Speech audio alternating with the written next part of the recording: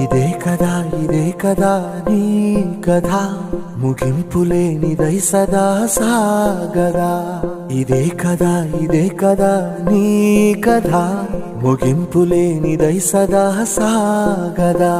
నీ కంటి రెప్పలంచున మనస్సు నిండి పొంగిన ఓ నీటి బిందువే కదా నువ్వు వెతుకుతున్న సంపద ఒక్కొక్క జ్ఞాపకానికి 100 ఏళ్ల ఆయువుందిగా ఇంకెన్ని ముందు వేచనో అవన్నీ వెతుకుతూ పదా మనుష్యులందు నీ కథ మహర్షిలాగా సాగదా మనుష్యులందు నీ కథ మహర్షిలాగా సాగదా